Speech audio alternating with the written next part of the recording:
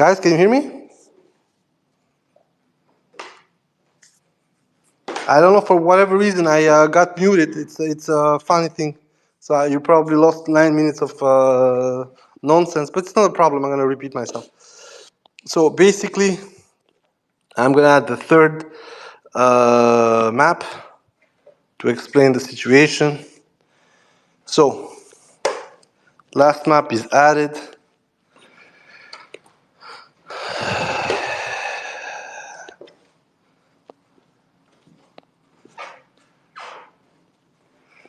Applied, okay, registered, and posted. Guys, can you hear me or not?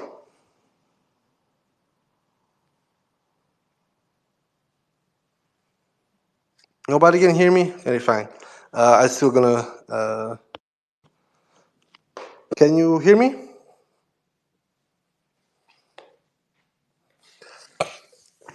Okay, fine then. So let's recap, because apparently there was a problem. So basically, the Russians are going to keep going, as I said. And for the Ukrainians right now, look at the last map. The point for the Ukrainians is to stop absolutely the Russians from going beyond Volchansk and starting to creep in Biliko-Lodiadze, because once that happens, they're going to have control of the whole highway that goes from south to north, but also start posing a trouble to Veliki Burluk. And that's the whole problem right now. And therefore, they are trying by every means possible to keep the Russians in Volchansk, force them to lose people. This is the Ukrainian plan. Force them to lose people in Volchansk, have way too much losses, and then simply say, you know, this shit doesn't work. We do not need another meat grinder like Avdiivka or like Ocheretino. Let's stop here and let's pull back slowly. Nothing happened. The Ukrainians lost some, we lost some. It's fine. It's just a part of the ongoing warfare. However, as I said, in Volchansk, and given how Stary Saltov is being worked upon, I do not think that the Russians are going to give up. It's just too easy for them to cover the area, given that they cut the bridge. And the only way for the Ukrainians to try and sustain the defense is, as I said, a choke point around Chuguiv. There is a bridge. Elmo spoke about it. There is a bridge passing next to Chuguiv. That bridge actually was blown in 2022. It's a bridge that connects Malarohan to Chuguiv. And beyond Chuguiv, there are two other bridges, but they're not absolutely necessary for the Ukrainians to create bypasses in order to sustain the forces. Now, the problem, however, is that the main goal, once again, which is diversion of forces, or the pressing of reserve forces, because that's also something we need to understand. On one side, you have already fighting forces pulled from other fronts, sent to Kharkov, and on the other part, as we're listing the Ukrainians, they say like they are going to activate 10 new infantry brigades, 5 of whom are being formed right now. 5 brigades in Ukrainian lingo is anywhere between 2,000 and 3,000 people, which means that the mobilization effort for the last 6 months was a fucking utter failure if they are only starting to mobilize or starting to form and shape up 5 brigades now, which is almost June. So I'm going to recap, because probably about 5 to 6 or 9 minutes were lost. Russians go by the heights. Right now they're stopped by the flat, because crossing the flat to go to the next height is always problematic, given that from the next height you get Ukrainians firing at you. The situation that I have right now is perfectly explainable by the topography of the region. The reaction from the Ukrainian side right now is very satisfactory, as I said, for the Russians, because the losses in crucial elements are high. However, at some point, as I said, the Russians will have to contend with how much they want to spend on this and what's the real goal. If the real goal, as I said, is start with this huge all-out attack, but hitting Kupiansk in the back, then it's perfect. And it would make sense. It would make sense that the Ukrainians are absolutely trying to defend Volchansk. Otherwise, you may have a runner on the Russian side, and there, as I said, given that the Russians have the heights on their backs from the Russian border, then you have a way bigger problem if you're Ukrainian. Because losing Bibi Kolodyazi opens a dreadful perspective on the Ukrainian forces defending Kupiansk. And of course, it's still far away. I said we need to wait 2 months. In 2 months, we will see if this is a crinky on steroids, which it already is, or this is a well thought, well prepared plan made solely with the purpose of damaging further the Ukrainian potential of both defense and offense within the next 6 months. If the offensive quote unquote peters out, we will see in 2 main reasons. First of all, a accumulation of Ukrainian forces in order to have this push. This is fine. I have no problem with that. As I said, so far the Ukrainians have completely avoided this thing. We've seen maybe 4 or 5 tanks being employed, a couple of Rosomax, 1 or 2 Humvees, 1 Max Pro. They are replying themselves by, as I say, non-contact means, FPVs, artillery, whatever. They are also replying by infantry. We saw a couple of Russians getting taken prisoner north of Lipsy. And it was unit versus unit, who's support, who's not. FPVs, of course, supporting the attacking Ukrainian units. But overall, as I said, generally we have the same problem here. And that is the forces that the Russians have put to work in the area are not sufficient to go to Kharkov. They are sufficient to grab some land. They are sufficient to create the opportunity for exploitations towards Kupiansk or pull a wedge within the Kupiansk area. But the most important part, what they're doing right now, is pulling Ukrainian infantry to a city battle, which, as I said multiple times, the Ukrainians have mostly lost. And this has nothing to do with them being stupid or being incapable. It has to do with the fact that if you want to fight a city battle in this war, you need to amass artillery. If you amass artillery, the other guys are only waiting for this, and they are going to cream you. Russians had this situation with most of their sieges or city battles, where they would put as much artillery as possible, hit the cities, and nothing would happen. And this was, of course, corrected by the appearance of the UMPKs, which allowed to put a lot more lead, explosive, and steel on target or next to the target. It doesn't really matter with that explosive power. And from, of course, a safe distance, 50, 60, 70 kilometers beyond.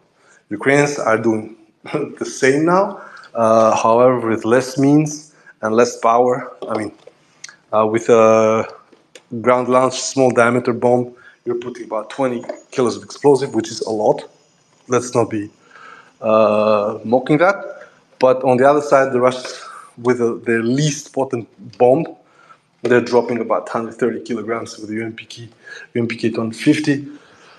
Of course, the Ukrainians are sometimes replying with GDAIM extra range or ASM 250 hammer. So on that aspect, we can understand, we can see that both sides are trying to put a lot more explosive power on target, with, of course, the problem that the lack of air defenses on the Ukrainian side and lack of frames tip the scales in Russia's favor. Russians have also another problem, an advantage in this case. They can literally drop as many, as I said, as 4 UMPK 500, which means literally a ton of explosives on the target. Trust me, guys, It's not your Excalibur, it's not your HIMARS, it's not even your Atacams. It's something a lot more interesting to see when you're, of course, spectating from the right side, in this case, the Russians. So, generally speaking, for as long as the Ukrainians are fighting the fight they are doing right now, which is trying to commit some forces, but not putting the infantry to take back the city, then this situation of Russians grinding forward and expanding their control in northern Kharkov Oblast is going to persist. Now, where does this become a sunk cost fallacy for the Russians? I think, as I said, within 2 months we will know. If within 2 months the Russians are still in and around Volchansk, so basically they have only reached roughly the first heights towards Biliko after 2 months, then you have a problem. Then, unless the losses on the Ukrainian side are like 200 artillery systems, then I would understand. I would say, more power to you guys. But if we have what we're seeing right now, that the Ukrainians literally like are pulling out and say, we won't have ground, let's have at it. And then they're gonna go with this Avdiivka style non-contact battle. Then we're gonna have of course, logical question. Is it worth it? I'm gonna come right away with an answer. It's not gonna be very pleasant for lots of people. Yes. It's worth it because right now, the Ukrainians, despite the fact that they have Kharkov next to them, are forced to split ammunition. They are risking their better pieces in order to stop whatever they think is going to happen in Kharkov. On the other side, given the losses we are already seeing with the artillery factor, I can only think that they're overreacting, or there are things that we're not seeing because the Russians are not advancing either, or we are not seeing the troops on the Russian side that would explain this hurling of artillery, of UMPKs, what the fuck I'm saying, small diameter bombs, Jdamirs, loss of aircraft. They lost 2 planes, probably one Su-27 and one MiG-29. We have some helicopters that were destroyed, some other helicopters that were claimed. So overall, we have a huge problem here, and that problem cannot be solved. I'm going to repeat it, as I said, cannot be solved by just saying that the Russians are not advancing. It has to be seen to where these losses are, what these losses are, and what the Russians are doing with these losses. If, in a sense, I'm going to tell you guys, the Russians are basically taking over the situational awareness of the Ukrainians by luring them into dumping more and more assets that they had reserved for whatever push. I mean, we're seeing Rosomax with 30 millimeters. We hadn't seen those even when they tried to counterattack in Klishivka. So, literally, this means the situation is a lot more tense and problematic. It might be a little bit of overreaction on the Ukrainian side. It might be a little of doom and gloom on their side. But the forces that are pushing forward are, in my opinion, way overreacting. Now, as I said, let's speak in 2 other weeks, see where they are, see where the Ukrainians are advancing or pulling back, and also seeing what's going on the actual real front, which is the southern and central Donbass. More recently, we've had one French mapper you heard about in Clément Moulin that was out of a fit of rage for being wrong over Teretine. He published a long article about how the offensive had petered out in Donetsk. And I'm like, okay, despite the recency bias and the fact that the Kharkov front took front page, when we look at what's going on, and we saw advances in Paraskovica, we saw Neitalove being completely taken, we saw the Russians advancing in Klishivka, taking probably the whole neighborhood. We saw the Russians advancing in Chasov Yar, Dinka dunking their advance, attacking from the east and from the south and the southeast. Results yet unclear. We see that the bigger problem that was Nitalov and Karlivka are basically resolved for the Russians because the Ukrainians just go there, put a tank, fire downrange, get fucked. There is the thorn in Solovyev, which continues this line of um, pain for the Russians from the crossing of the railroad track in Svatovo, Berdishi, Umanske, and now Solovyev. We are in this situational defense where the 47th knows its pattern, knows when it can move, has good ISR, and uses most of its vehicles against less defended Russian vehicles, in this case MTLBs mostly. But at the same time, they're losing Bradleys through FPVs. 3 were lost around Sokil, 1 east of Solovyev. I mean, we are keeping the same kind of exchange rate we had before, so the Russians are just dunking along on that axis. Therefore, talking about the offensive petering out is wrong, and the biggest problem is that the Russians right now are exploiting the eastern gap towards the highway Avdiivka, Konstantinovka, and they took a huge swath of land. There is another French mapper slash sitrep slash analyst who was having a completely different approach, a different view. He's pro-Ukrainian too, so don't worry about that. And he's saying that unfortunately, whatever the Russians are doing, it is working. It is working because at the same time, it reduces Russian losses, given that a lot of the units that could have had the overmatch there are moved up to Kharkov, and instead of making a difference there, they are just involved in the same grind match with worse results, given they need to put themselves in the spot and so on and so on. So the biggest problem that we're having right now is the following. Where are we going with this? Why this decision to have Kharkov now? I personally said, if you want to do Kharkov, do it well. You have to amass a second quote army and go for it. Cut the city on 2 sides, make the Ukrainians panic, put 50, 60, 70,000 guys minimum for the first push, then go with a second echelon, and then you're gonna see the Ukrainians panicking and pulling half of their army across the fucking eastern Dnieper bank.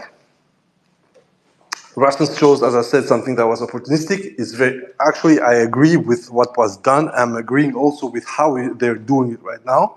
However, as I said, the element of surprise, the advantage at the ground is awarding you as a Russian are going to wear out rather quickly if you do not turn it into something tangible. And that something tangible, as I said, would be taking Bolchansk, crossing, going towards Bibi Kolodyazi in the heights, then spreading out like a fucking disease, and making the Ukrainians bring more troops by the choke point in Chuguiv. They need to go through there. If they go under, as I said, the way to go there is going to be longer. And you're just going to spread more troops into more axes. It's going to be a actually logical decision, but you're going to spread out all your forces, and instead of having them fight and destroy the Russians as a single arm, a package, be that tanks, artillery, whatever you want to call it, you're going to have small plots of them, which the Russians are going to be able to silence more efficiently by just employing Zalas, Iskanders, tornadoes, and so forth.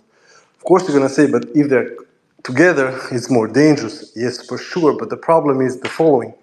If you are with a expanded artillery, 7 SPGs in about 4 kilometers, that's a lot better than having 7 SPGs in 27 kilometers, as we're seeing right now.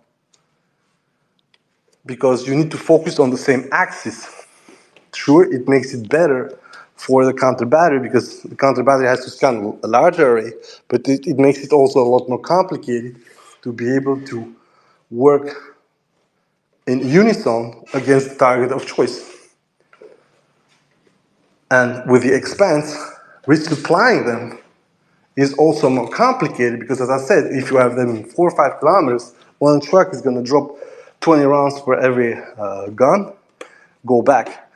If you are in 27 kilometers, you're going to have to use at least 2 or 3 trucks. What happens when you use more assets to basically restock your guns?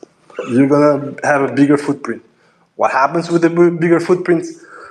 Russians are going to following that footprint, get out your guns, blow you up. This is in a sense mostly what happened the first 5 days. Ukraine didn't have foreign positions, they needed to move a lot, they had to fire from unprepared locations, sometimes on the side of a road, and we saw what happened. One Bogdana was caught while they were unloading on the Russian positions. It's not complicated, guys. It's very simple. If you want to play this shoot and scoot game, it's fine, but you're gonna get burned. And we had that with better artillery system, Archers, Caesars, Crabs, you name them. Panzerhaubitze 2000. We saw one getting caught, trying to run away from the location of fire. It was burning. So once again, most important part for us is to keep in mind that the actual maneuver is way too precarious on the Russian side to be anything else but a kind of cranky on steroids. If we see in the upcoming weeks a stabilization and a spread on the flanks, an advancement of Volchansk, and a push beyond Volchansk towards the heights in Bibikolodiadze, then you get a game. And that game is cutting the rear of Kupiansk. Simple, easy, you don't need to think twice. And forget about whatever is going to happen in Sumy. That's not important right now. And the 2 tanks that were hit probably were never part of any kind of attacking force.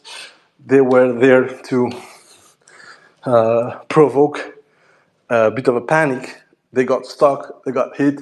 As I said, the commander of that unit, commander of that platoon or that company is probably a bit retarded because, you know, like, that's the most typical thing that would happen if you're in tank, if you're trying to do these maneuvers without actually properly reconning the ground. Well, it's not a joke, it's a real war. Anyway, now we're going to go to, as I said, to Donbass. To Donbass, what people are saying that the offensive is pettering is extremely doubtful, and I'm going to tell you why. The pushes that the Russians are making right now, especially in Krasnogorivka, when they are completely linked up between the south and the east and the northeast of the units, clearly is showing that they're going to take Krasnogorivka, they're going to lock the axis there, and be able to cross and push completely across the fields going up north. On the other side, they are trying to take out Kharkov, so basically take out Ugledar. That is going to be one motherfucking of a fight, and it will completely change your opinion on whatever you think is going on in quote-unquote Pokrovsk-Ugledar direction. Then we had some activation in Berestove, then there's the Horivka, Belogorovka takeover. I think that about half of the city has been taken over, but the hills need to be cleared. And I think that part of that area is clearly also being impacted by guns that were pulled out of the Serebryanka forest in order to palliate both the push in Berestove and the situation in Kharkov. And then we have the never-ending story about Sinkovka and the never-ending story about Torske, Terni, and Yampolivka. A lot of people have told me, why would you do that? What's the fucking point of doing that?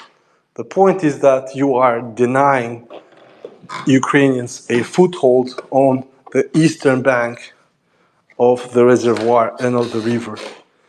I know that it sounds stupid, but look at what is going on with the shit show in Krinky. It's true the guys get bombed the shit out of them, but they keep coming because there is the possibility to be there. It doesn't matter if they die. Every inch that they get is a problem, and every inch is a potential infiltration. What you want is a security perimeter on the area because the whole part there is extremely vulnerable if things go haywire. I know that a lot of people are saying like, but it's fucking madness. And I understand it's madness because the Ukrainians are absolutely dead set on defending it. Because to me, if I was the Ukrainian leadership, I would just fucking go beyond the pond and say, fuck you guys, and just lob FPVs and do a smaller crinky on the area. But they have plans for that shit. And during the winter, that thing can go low enough so it can cross with tracked vehicles. And unfortunately, I know that you don't want to hear this, but Lugansk area is the least protected compared to Zapo, compared to Kherson, compared to Donetsk. It has a huge gap in the fucking middle. And okay, you can put trenches, you can put mines, whatever you want. But that wasn't the point. Lugansk was liberated, and that was the whole goal of the situation. Have that part putting a wedge between Kharkov, Donetsk, and Russia. Lugansk is so far the better buffer zone that I've ever had, but it has this weakness around Makivka, a weakness that the Ukrainians almost transformed into a huge W. Then what happens is that the Mobiks arrived, stopped them at huge sacrifices, pushed them a little bit back, and started this grinding match in the area. But don't forget, I'm going to repeat, Lugansk, if we want to see everything as it should be, Lugansk is your biggest problem if you're a Russian. On a certain side, it's not that much of a strategic problem because it runs through towards Russia, which means that you can always counterattack that shit. But you don't want another PR fiasco as with Kharkov Oblast. You just don't want it. It doesn't matter how much useless, as we can see, that takeover was. You just don't want to have it. The whole point, the whole narrative that we have right now on the Ukrainians is that war is difficult, we're not making progress, and losing 2,000-3,000 square kilometers in Luhansk because you are sleeping, like what happened in Kharkov, is not on the cards. I'm sorry, guys. It will simply not happen. Not that it will not really happen, but it cannot be thought like that. You cannot say what happened in Kharkov. Yeah, well, at the end, it doesn't matter because, Kharkov, who needs it? We are at the border. We can come back whenever we want. Because that's exactly what the mood is right now.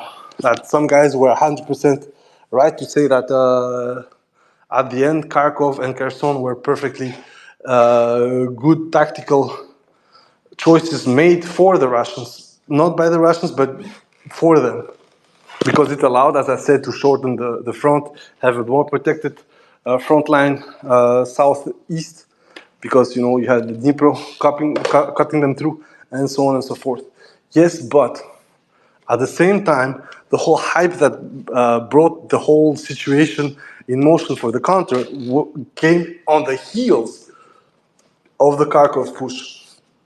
The whole yapping from pro-NATO commentators that, in 2022, Ukraine should have been allowed to finish the Russians. This bullshit, this mindless droning comes directly because of that PR fiasco. and military as well. I'm not going to say that it was a military fiasco. I'm just saying that the main goal of that operation that still survives today is that somehow Ukrainians could into maneuver warfare, but the Russians couldn't. Never mind that the Russians swept at least 25 to 30% of Ukrainian territory in 2 weeks.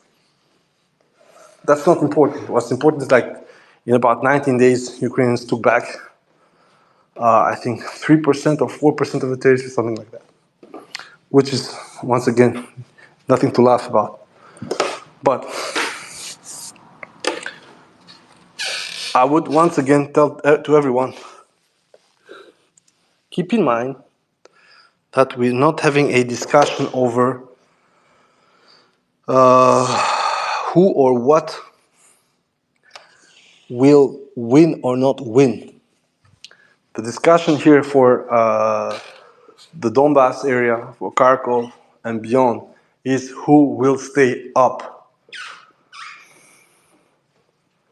Nothing to do with military victory, nothing to do with tactics, nothing to do with strategy. I told you, we had this discussion after my dismay that the Ukrainians lost badly in their counteroffensive. It was a complete and utter shit show. And the first thing that they did is completely memory hole it and start yapping at the Russians over Avdiivka. Both sides are engaged in this boxing match where the winner is going to be the guy who stands up at the end. And it could be fatigue, it could be military blows, it could be the lack of means, and that the Ukrainians are going to feel that pretty soon, not because of the artillery, not because of the supplies, not because of the electricity, not because of the bodies they can put, but because everything taken together. Right now, the Ukrainians have no problem yapping and pretending that there is not an issue and that they're defending of the Russians. They say the situation is bad, yet people go out in cafes in Kiev. Of course, then the military commissars go by with small white papers, but that's not the point. The point is that a huge swath of Ukraine still thinks that the war is not for them. The same thing is real for the Russians as well. I think at least 70% of the Russian population is taking advantage of the military-driven growth, but I do not think they're concerned. The main people who are concerned is those who have loved ones in the fighting area, those whose loved ones are going to be cold, and those who are directly under fire from Ukraine, drones, artillery, attacks, and of course the guys who are dealing with the military production. So right now, both sides are still in this limbo. Ukrainians, people are gonna say that it's not true, they're at war and so on. Yes, I completely believe you guys, and I'm not saying that they don't think there is a war. I'm saying that right now, war is a distant idea, but in some cases even worse, is a profiteering scheme. We have a lot of videos about one girl saying like now with a mobilization law, the boyfriends cannot get out to go and see her. She has to drive or she has to go and see them at their places. We have multiple scenes of people kicking and screaming to avoid military commissars or being put into a van. But these, at the end of the day, are just some extreme things. Most of what's going on is guys yapping about this, but military commissars have a huge backlog. They have a lot of people that just do not show up, but they are not going to grab them out of their houses. What they're doing, and given the numbers that we're seeing that are being drawn into formations on the Ukrainian side, is that they can catch whatever they want, and once the guy is caught, and they have more or less the quota, they're not being able to fulfill the 500,000. And it's also logical. And in a sense, I'm going to tell you why. In order to form 500,000 people, which is a whole fucking army, for a country like the US or Iran or Russia, not Ukraine, France, if they have to do a roll call, they could hit the 400,000, but then they would absolutely destroy their fucking public spending. But also on a more technical point of view, I already explained this into the private circle, but you would need 1,000 instructors in order to deal with 200 companies a month. 5 instructors dealing with one company. That company can be between 90 and 120 people, or even if you want 150 people. That means that at maximum, with all these instructors, per month, you're going to churn 30,000 people. 200 companies of 150 people. That's the maximum you're going to get.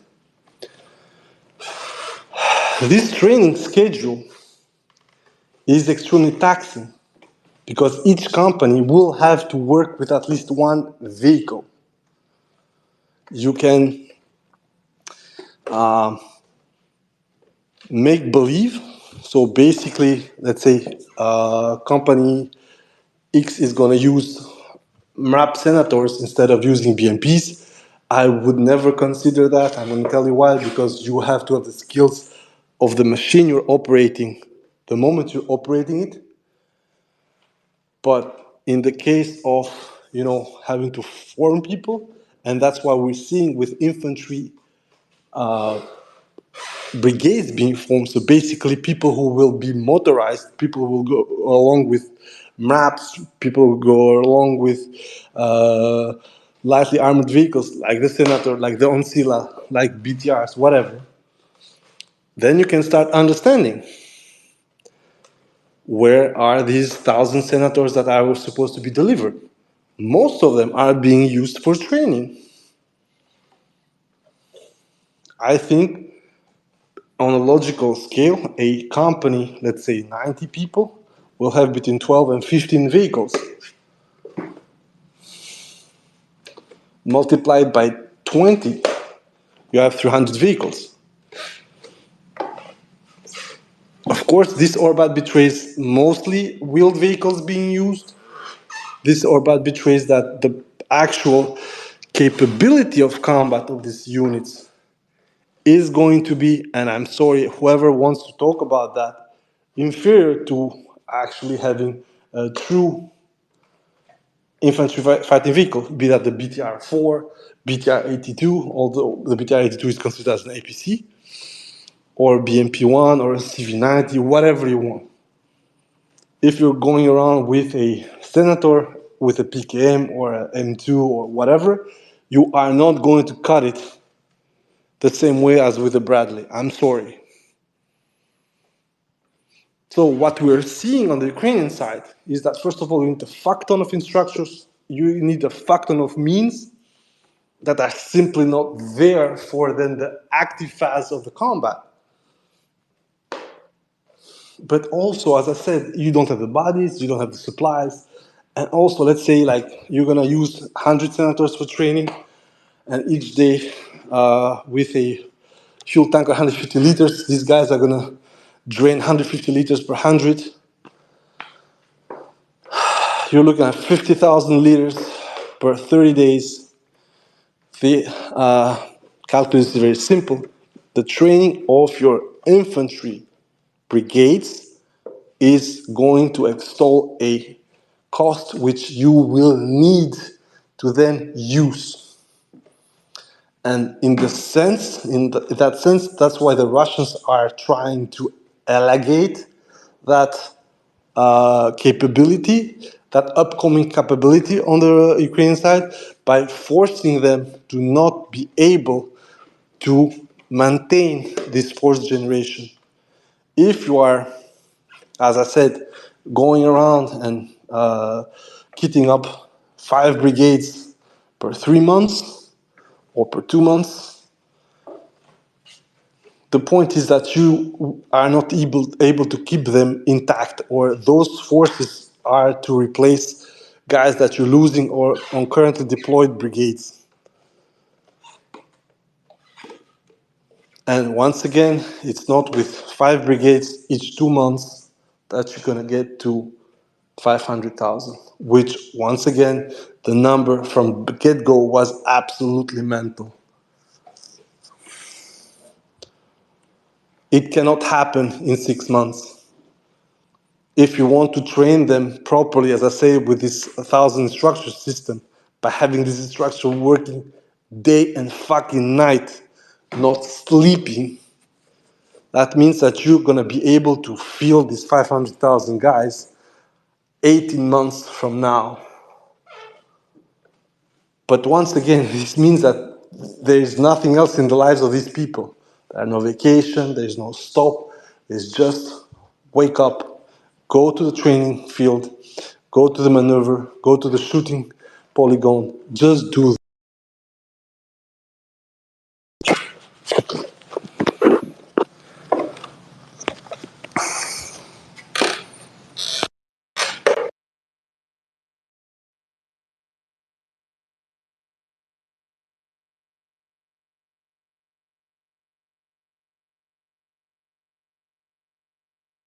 Guys, can you hear me?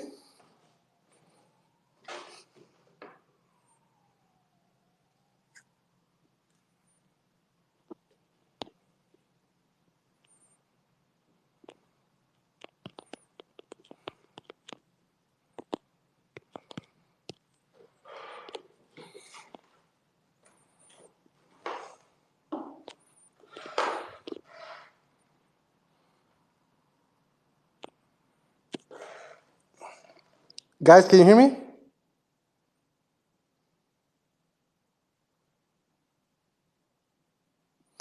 Okay, I would assume that you can hear me somehow because I'm seeing the flux going back. So basically, I said you have 18 months with a grueling scheme, which is just not human. Now, is it doable? In my opinion, no. Basically, what the Ukrainians are looking for are about 100 to 200,000 people with the current schedule, the current assets, and so forth. As I said, don't forget, once you train your brigades, the equipment you're training them with is going to go with them. So we will also have to have the replacements under the thumb. So the problem that we are seeing, and as this is why I wanted to come back, is that from every single detail that we're seeing, it doesn't matter how many infantry vehicles are being given for 500,000 people. If you want to motorize or mechanize them, you would need roughly a park of 20,000 vehicles. Because not everyone's going to go at the first line. You'll have support, you will have logistics, you will have maintenance, you will have staff. So you don't need, everybody doesn't need to be on a CV90, everybody doesn't need to be on a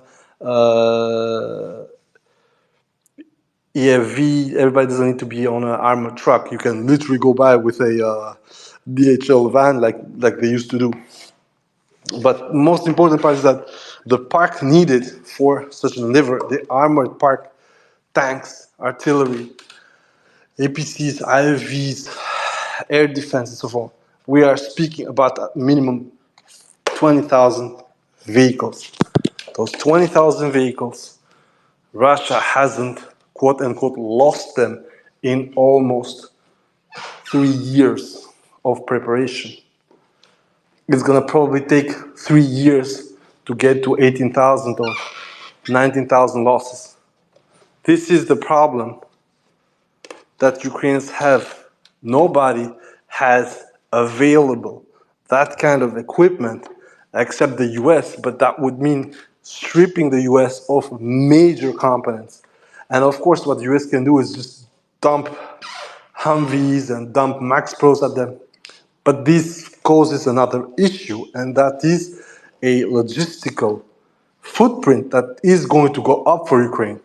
Right now, they have a huge problem, which is they are under mechanized, they are barely motorized, but this motorization is mostly with civilian equipment, which is keeping both the expenses low, but also the consumption of fuel and coal low, because they are made with a different type of component. This is readily available, mostly cheap compared to a more rugged construction. But in some cases, if you check the Senators, or if you check the UMGGs, or if you check the Ancilas, they are based on civilian chassis, just transformed for quote unquote military use. And that is the biggest problem that we have right now. It is that the leap forward from this militia type motorization on the Ukrainian side towards a military type, so basically ad hoc vehicles, the Novators, the Unimogs, all this shit, is going to have a huge toll on what the Ukrainians can hide, can camouflage, can operate. We saw that every time the Ukrainians try to play army, I'm sorry to say it like this, with normalized trucks and vehicles, it turns rather shitty. They tried once in Zaporozhye, it was a shit show. Saw a couple of attempts in Kharkov, it's also a shit show. So generally speaking, the problem for the Ukrainians right now is mostly that they need to, how can I say this? They need to adapt a way, a hybrid way between both being a better military force, qualitatively, I'm speaking about the equipment, their TTPs, their also ethics, because when you compare both sides, the ethics in combat sometimes are extremely lacking. I'm not speaking about Job Jones and stuff like that. No, I've seen, as I said, multiple instances of both sides when people have completely forgotten they were a cohesive unit and just fucking scampered off. Russians, Ukrainians. And of course, it's mostly out of survival instinct. The problem is you are going to do something. You are in an activity which is basically going against your survival instincts. You are going into harm's way. And the whole point for this to work is that you cannot ignore the risk of death or injury. It's impossible. It's there, it's in you guys. You can, in a certain point, atone it by being used or jaded or whatever. But when that comes, you also lose another type of awareness. But in this case, with the Ukrainians and Russians, they scamper off, they break cohesive units, and they also stop thinking the contrary how they should think. And I'm not saying these guys should be kamikazes or stuff like that. But I said there was this attack in Sinkovka from the Russian side. That attack could have ended in an absolute success, an amazing success, and we wouldn't have spoken about it. But somehow someone told them to drop the troops and get the fuck out, which ended up with 3 tanks, 2 BMPs destroyed, and no fire support for the troops. If the tanks had stayed put, for instance, the village, half of it at least would have been taken, and the follow-up would have been a lot easier. Of course, people are gonna say, yeah, hindsight, you're not there, you don't know. And I agree, I accept that criticism, and I accept the fact that I'm basically quarterbacking on a Monday or a Tuesday. But the problem still remains. The maneuver was wrong, the decision to apply that tactic was wrong, and it ended with now 2 months of bullshit around Sinkovka with a back and forth and no result. I'm not saying that I know better, but I'm saying that was wrong.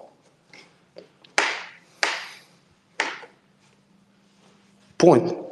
Same thing with some of the actions I explained, how the Ukrainians put the entry of their base directly into the axis of the Russian attack. We have here things that, of course, are complicated because we are watching them from afar and we're making this analysis. These guys are risking their lives every day, getting attacked, and sometimes you just don't understand how it works, why they do this.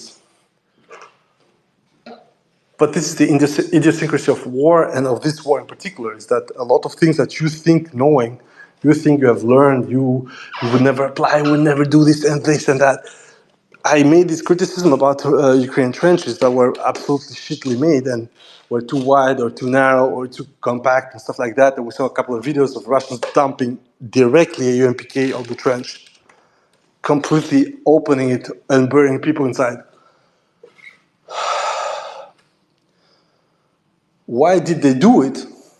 Well, because that's how things work sometimes. You just do something because you need to do something, and then by fire experience, by first blood drawn, you understand that you're doing it wrong. Of course, you're gonna have people like me or other engineers laughing at it from a distance, but they're not there. They are not risking their lives every day. They don't have a Lancet or a HIMARS raining on their asses while they're digging the trench.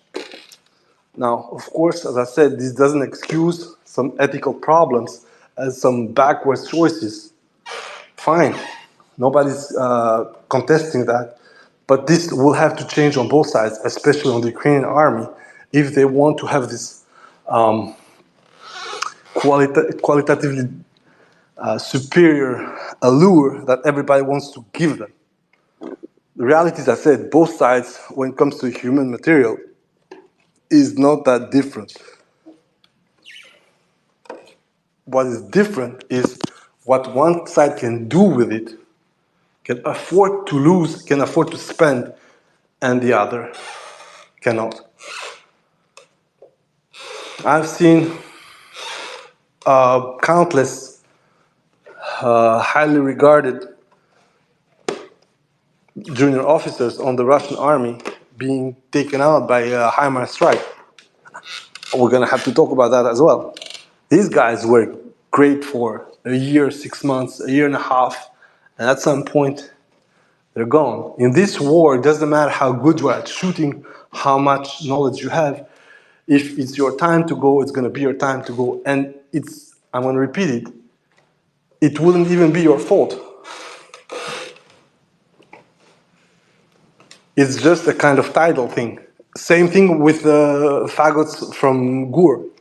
These guys are probably top notch as well, but at some point, they got ambushed by better than them because they overwatch, they TTP. At some point, something went wrong, something that you cannot control. Because in this war, as I said, there are so many layers that nobody can control them all. And this is why somehow we see these attacks and we say, why do they do them? Well, sometimes Ukrainians themselves explain that Russians had completely cleared the path for the attack until 2 hours before that. Then they fly a fucking Baba Yaga, drop a couple of mines. Russians haven't seen them. Tanks go boom, PMP go boom. What? This is how this war works. It's extremely reactive. There are extremely nasty people also thinking about how to kill each other. Don't forget, like, I have said multiple times in a private group, a lot of armies in Europe and elsewhere that are touted as top-notch would probably crumble within months versus one of these if we have a mutatis mutandis situation. They will not do better. It doesn't matter how many fucking degrees you're gonna have. Your degrees are not gonna fucking solve the FPV situation, and your GDP obviously cannot solve some Ukrainian Zvidomite or Russian Gopnik singling you out with 152 or 155 millimeter round. And the amount of shit that is being lost by both sides would deplete probably 2 out of 3 top 5 militaries in Europe. And a lot of people were touting, for instance, the UCAVs at the beginning of the war that they were going to change the war.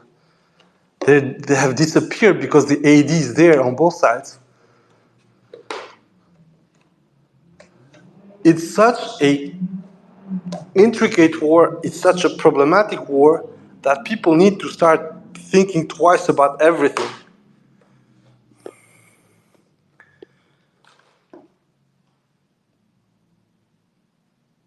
It's not simple.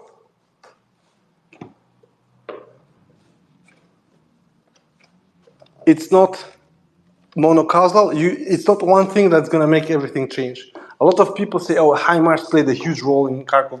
That's not true. What played a huge role in 2022 is that the Russians completely dispersed themselves over 3,000 kilometers, didn't have the logistical support to sustain any of the goals they set except for the south. And they ended up with just with the south. As I said, the whole point of leaving Chernigov, for instance, or leaving Sumy, in my opinion, was wrong. Why was it wrong? Because it was still easier to sustain operations from the Russian borders towards Sumy that sustains operations from the Russian border towards Kiev. Kiev, I would firmly understand, no problem. Kharkov, okay, too big of a city. Fine. But then convert everything and go towards Nikolaev because Nikolaev kills the rest of your fucking adventure in 2022.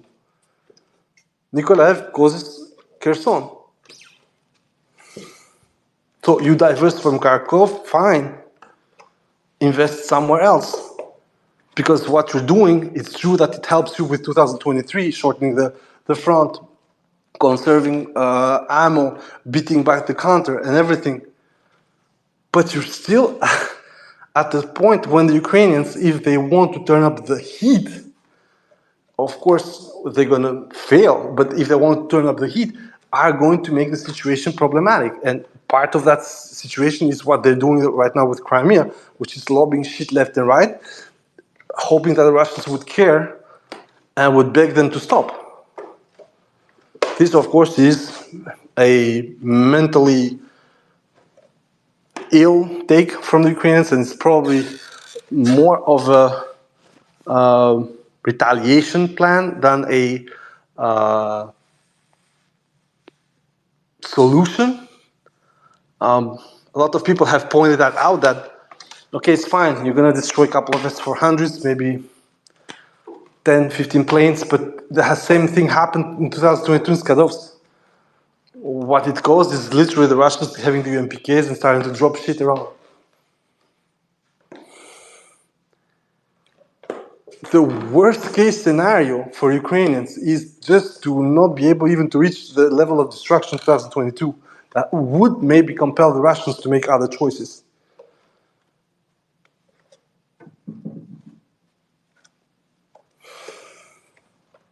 But right now, it doesn't really matter. Ukrainians can go into a counter within a month.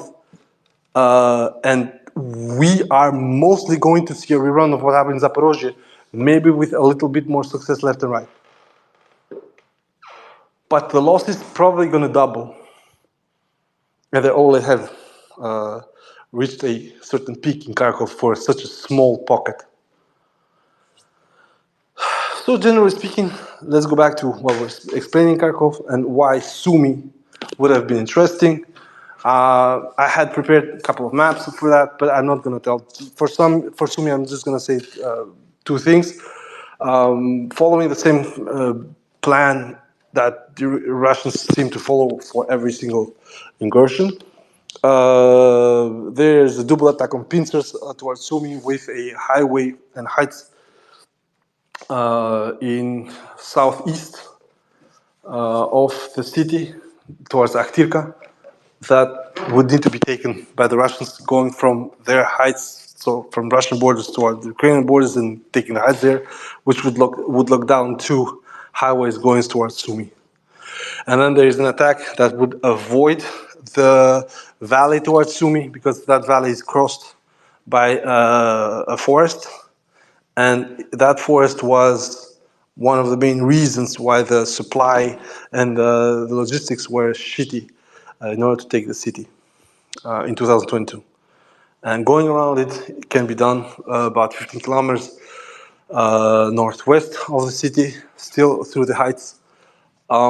And once again, we're going to have the same kind of move as in Kharkov blast, probably 5 to 10,000 people, probably going very hard first 10 days if another copy paste of the current Kharkov situation happens. And with probably the same kind of situation, only, and this is the most important part, in Sumy there is a lot more potential for a huge blow to the Ukrainians, but also a bigger potential for a backblast, because the only main city next to Sumy is Suja on the Russian side. If you want to go to the other next city, the other big city in the area of Sumy, you're going to have a small problem.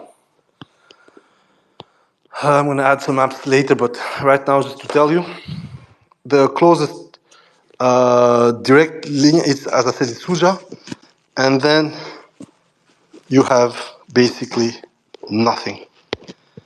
You don't have anything until Kursk that could sustain your logistics.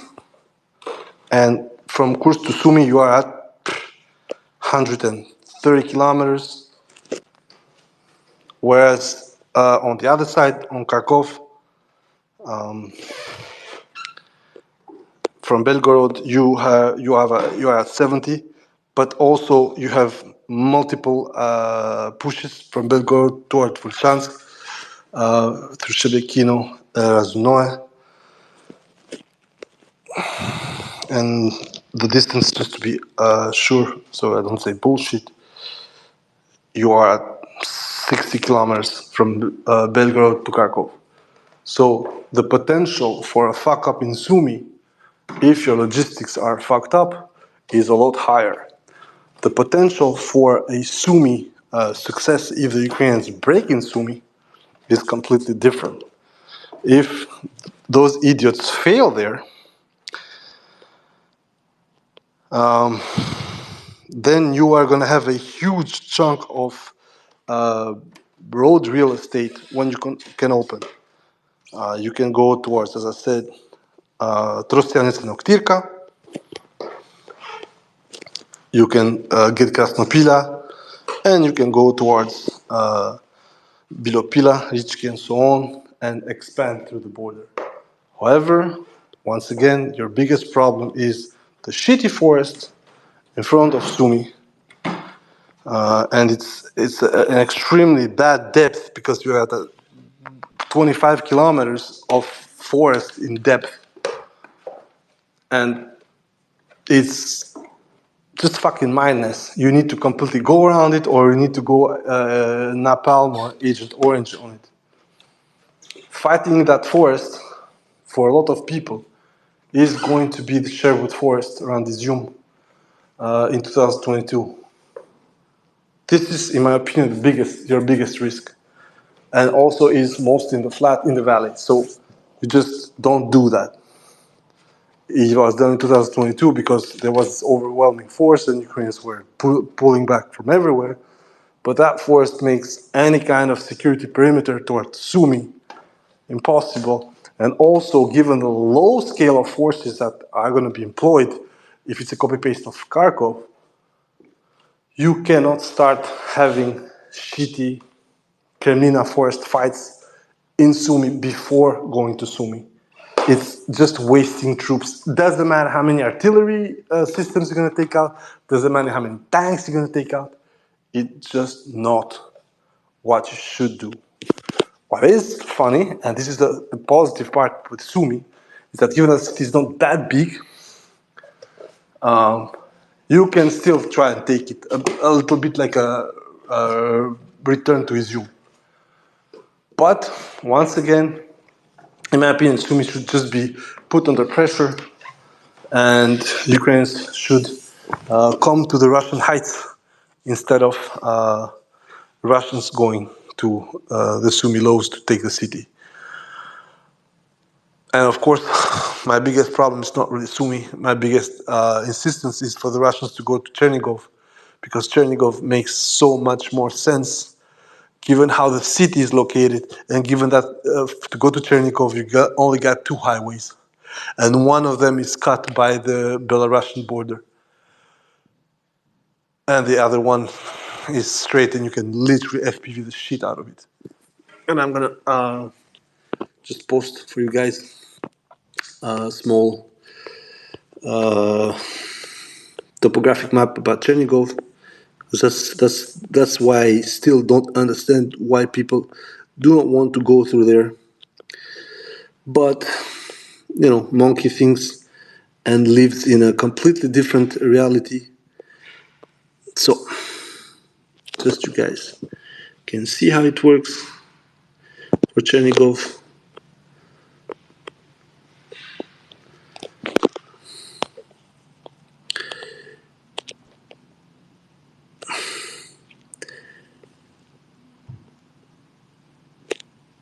The two highways are highlighted.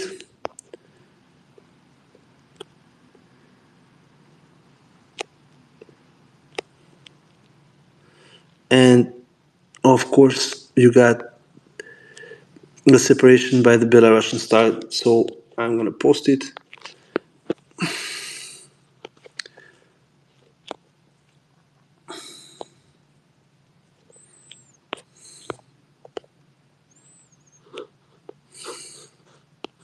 Sorry, guys.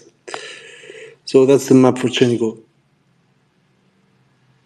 As you can see, Chernigov has its back up to heights, which means that you can easily, once you get the height on its back, you can easily just continue on the same height allow Teretino, and then completely dominate the city and cut both highways held by the Belarusian border that cuts perpendicularly to the city itself.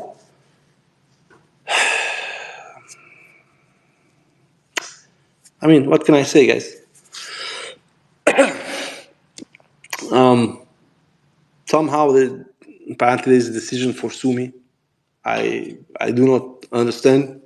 In a certain sense, it's easier for Chernigov because it's a completely different axis, and when you start looking at it from a different perspectives than just Chernigov, you can see how interesting Chernihiv is compared to the other, because it's a huge plateau on its back leading to Chernigov. Once you have it, you dominate the whole plateau, and then you can wait for the Ukrainians as much as you want, given that the Ukrainian border serves as a choke point, which is exactly what the Russians had managed by 26th of March 2022, when the decision came apparently to fuck off. I know that I've already said it multiple times, it is for me the most inexplicable situation, especially as I said, as the Ukrainian Belarusian border serves as a perfect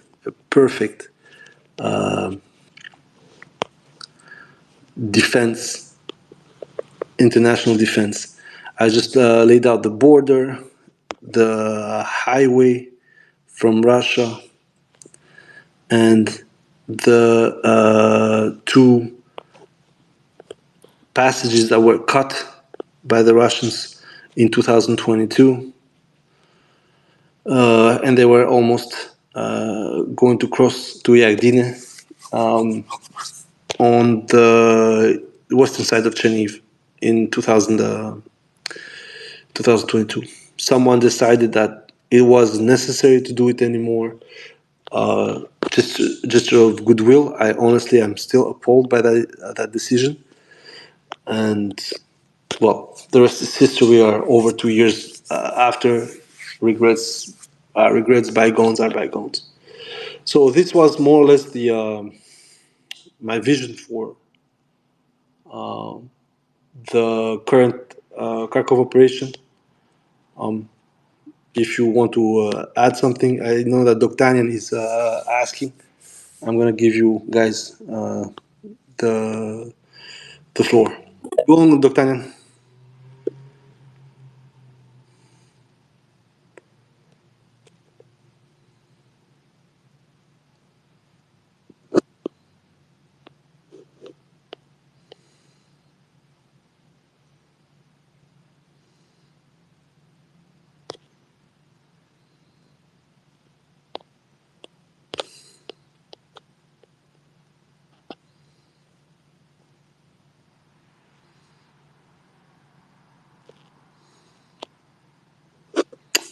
Okay, apparently there's a huge problem with the guy and try to give him the word. If you guys want to intervene, if you want to ask anything or you want to add anything, please, it's up to you guys.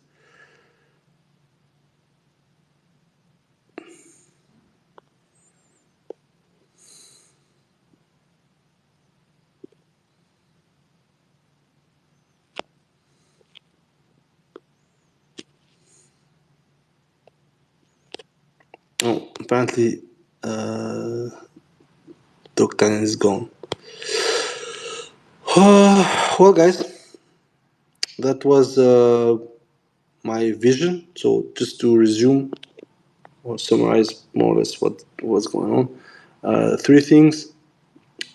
It's an ongoing process. Don't fret about stalling or not stalling. We will see this later in the day. By that I mean later in the month of May and June. If by end of June, as I said, there is no movement beyond Volchansk and no expansion on the flanks, then the operation is basically being contained by the Ukrainians. It will also have to be seen how much is being put into the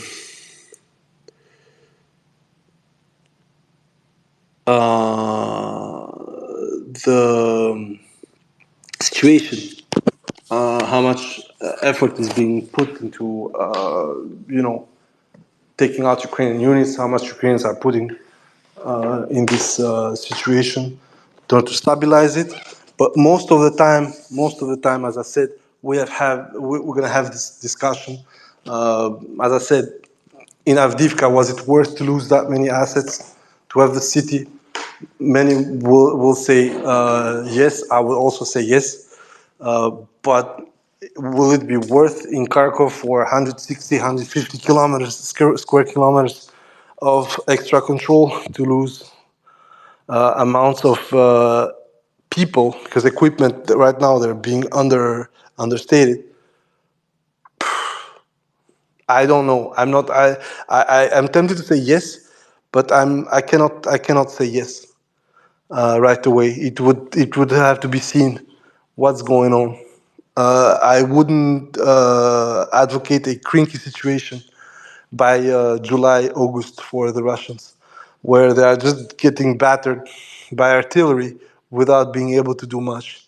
But if we are seeing the same kind of losses, so every day 5 to 6 artillery vehicles, every day 5 to 6 MLRSs, every day tanks going poof on the area, then we will need to, sit and analyze it differently. But if it's a crinky style operation, so a fixation and a reinvestment or divestment from normal fronts, then we have a problem. If we are looking at, as I said, within the month of June, July, they're pushing to Bibikolodiazi, even with some losses, then we have something completely different. And then it might be game for the Kupiansk line within 4 to 6 months if they cannot beat the Russians back. So by the end of the year, if the Kupiansk line hasn't been moved away, there's a real risk of for Ukrainians having to do a micro counteroffensive up north to avoid losing the Oskil line in Kupiansk. If the Ukrainians fail to do anything and the advance is pursued into Veliki Burluk, then honestly, this would have completely changed the war for the Ukrainians, because right now you have the option of, on the Russian side, you have the option of hitting everybody from every side. Well, if nobody wants to add anything, no problem, guys. All the better for me. Thank you very much for being here, and have a nice day. Bye-bye.